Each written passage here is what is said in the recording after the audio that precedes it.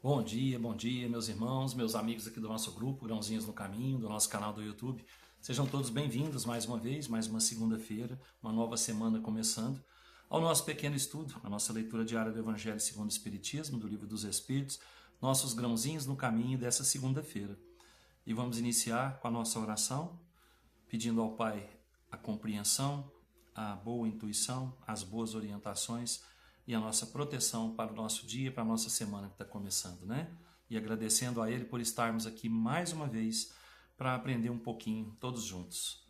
Pai nosso que estais no céu, santificado seja o vosso nome.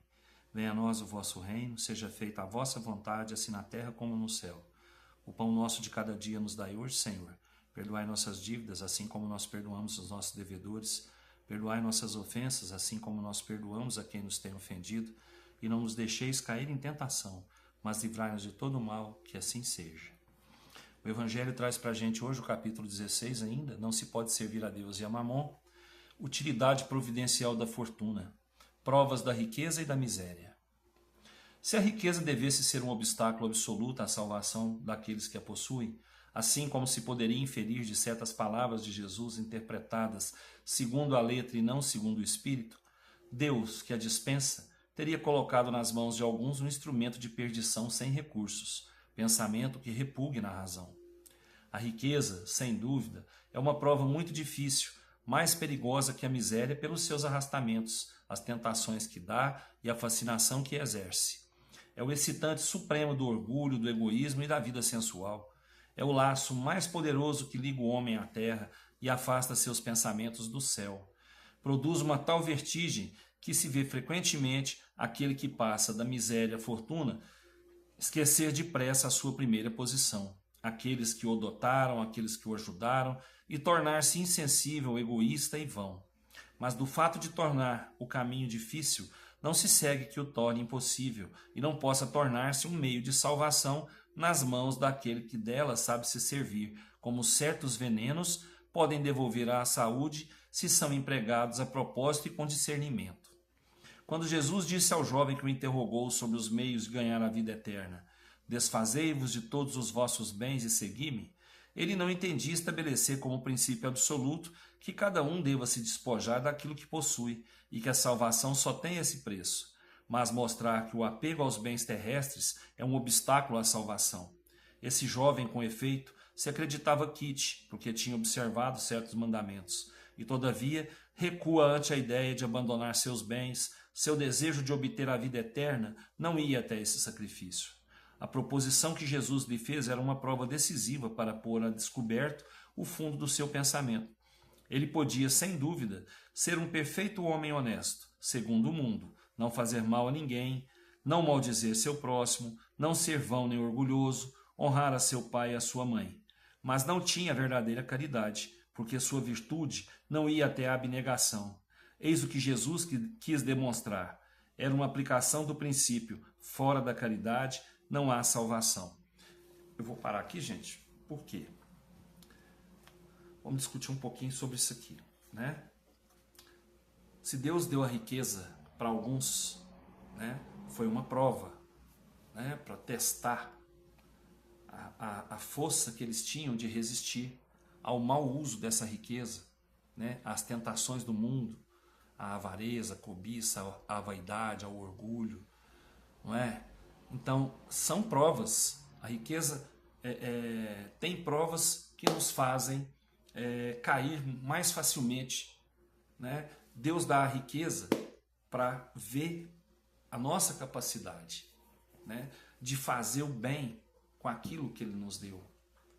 Se Ele proporcionou para a gente uma oportunidade de ter dinheiro, né, de ter bens, de ter riqueza, é para a gente usar bem isso que Ele nos deu.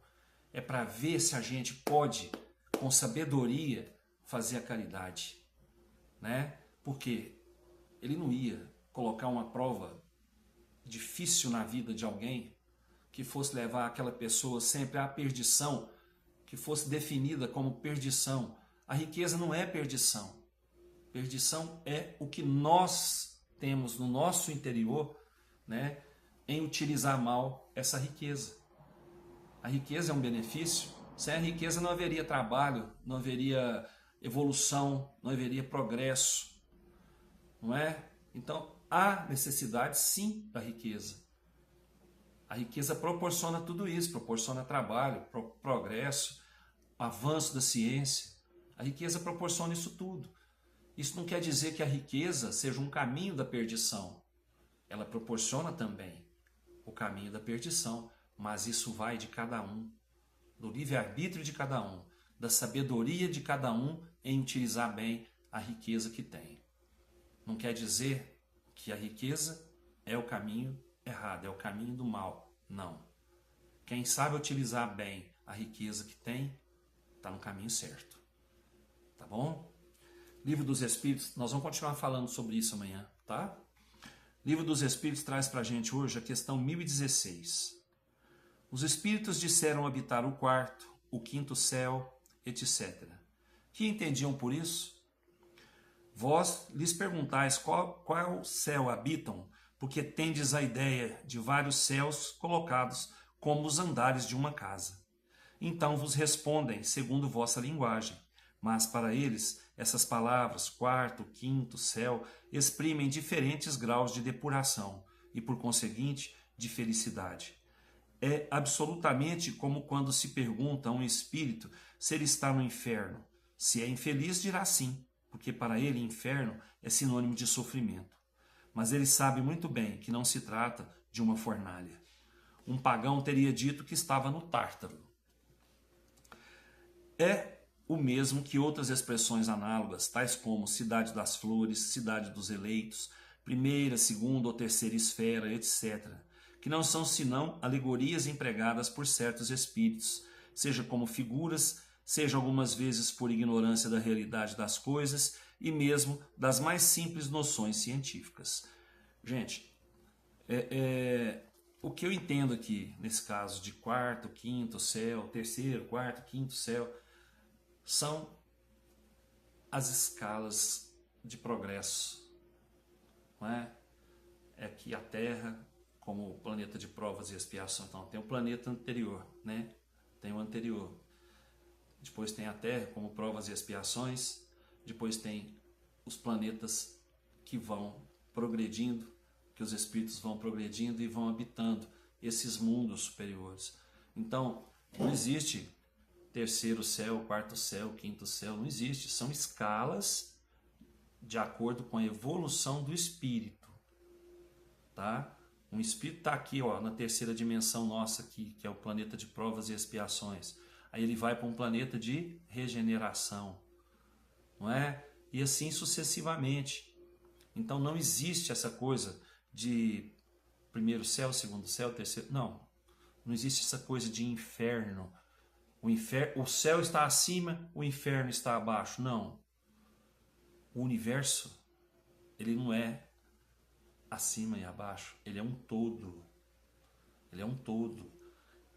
O céu é onde você está bem, onde você se sente feliz por estar sem sofrimento, porque ou já passou por suas provas e expiações, está se regenerando, ou você já está num plano superior ainda ao da regeneração, certo? E o inferno que é onde você está em sofrimento pelo remorso, pela dor de não ter sabido aproveitar as encarnações que teve, né? E o purgatório é aqui onde nós estamos mesmo, é a nossa encarnação, viu? Então não existe isso.